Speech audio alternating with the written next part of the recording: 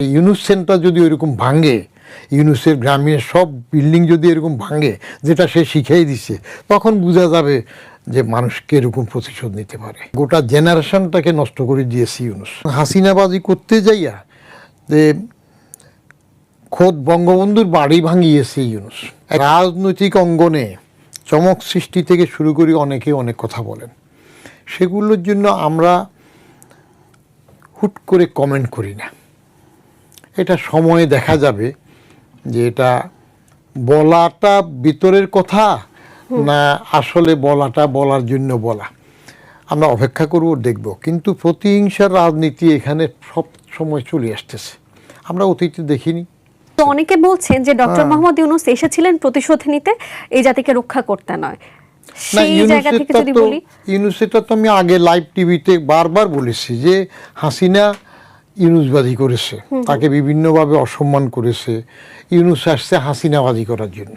আচ্ছা, অতএব পরিপূর্ণভাবে এবং হাসিনাবাজি করতে যাইয়া যে খোদ বঙ্গবন্ধুর বাড়ি ভাঙিয়েছে ইউনূস, এটা তো কোনো ইস্যু ছিল না। 5ই আগস্টের সময় তো বঙ্গবন্ধুর বাড়ি ভাঙা হয় নাই, 5ই আগস্টের পরে, তাও সরকারি ওই যে কি বড় মেশিন নিয়ে ওগুলা নিয়ে ভাঙছে, ওইসবগুলো নিয়ে ভাঙছে।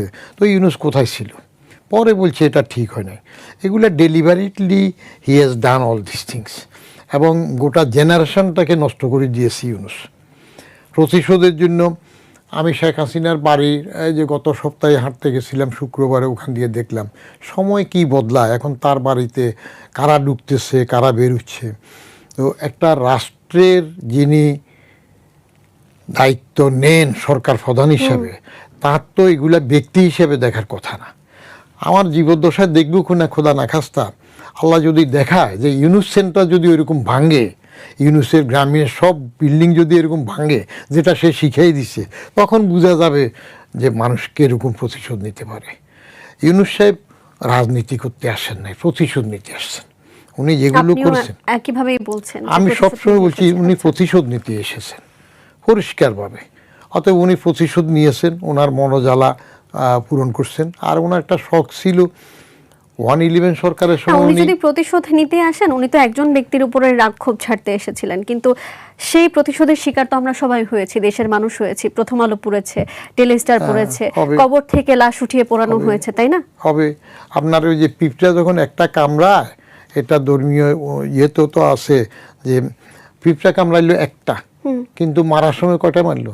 পা দিয়ে দোলে তো সবটা মেরে ফেললো। হ্যাঁ, তখন কি হুঁশ থাকে? আর কিছু জিনিস ঢাকার জন্য বাকিগুলোও করে। শুধু যদি বঙ্গবন্ধুর বাড়ি ভেঙে, হাসিনার বাড়ি ভেঙে চুপ করে থাকে, তাহলে এটা দৃষ্টিকটু হবে, সেই জন্য আরও কিছু করবে। আর যেটা হইলো, আপনি ওই যে বাপ মরছে, এটা তো ভয় পাওয়া যায় না অনেক সময়, কিন্তু আজরাইল যে বাড়ি ছিনল, তো উনি তো শিখিয়ে দিচ্ছে ওইভাবে। ওই সুযোগে এরা যখন শিখলো যে এটা করলে একটু ভালো লাগে, তখন তারা আরেকখানে ভালো লাগলো, আরেকখানে ভালো লাগলো, মব কালচারটাকে সে দলযন্ত্রভাবে একটা লিগ্যালাইজ করে দিল। এটার খেসারত তো এখন সবাই টানবে। এখনও তো হচ্ছে যে এটা কারো বাপের জায়গায় নাকি যে ওখানে জাদুঘর করবে। জাদুঘর করতে হইলে আমাদের শাহবাগে তো বড় জাদুঘর আছে, ওইখানে একটা কর্নারে একটা রুমে তাদের কিছু স্মৃতি রেখে দিলে হয়। আর না, একটা ফ্লোর দেওয়ার প্রশ্ন উঠে না। ফ্লোরও যে নেন না আপনি, এরকম একটা ধ্বংস করার থেকে, একটা জায়গা ধ্বংস করার থেকে একটা ফ্লোর দেন। গণভবন এটা একসময় প্রথমবার এসে শেখ হাসিনা তার জন্য নিতে চাইলো, নিরাপত্তার কথা বলে।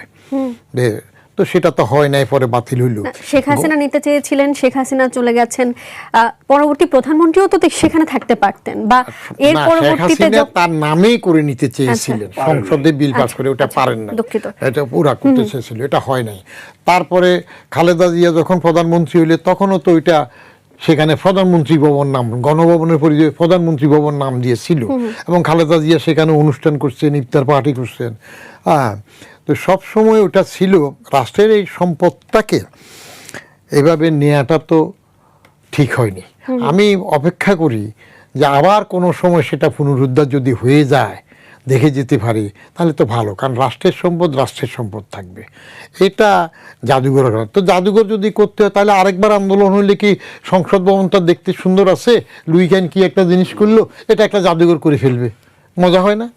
ঠিক আছে, তারপরে যাইয়া ওই এখন যে রাষ্ট্রপতি প্রধানমন্ত্রীর একটা কার্যালয় আছে এরশাদ, আগের পুরনো সংসদ ভবন এরশাদ, যেখানে না, আমরা তো রাষ্ট্রপতি দেখেছি ইতোমধ্যে যে 5 আগস্টের পরবর্তী সময়ে সংসদে অনেকেই ভেতরে গিয়েছেন, সেখানে ধূমপান করছেন, সেখানে যে নথিপত্র ছিল সেগুলো ছিঁড়ে ফেলছেন, সিট ছিঁড়ে ফেলছেন, সেগুলো তো আমরা দেখেছি। না, সেগুলা করেছে। আবার এবার আরেকটা জাদুঘর, সেটাও জাদুঘর করলে অসুবিধা কি?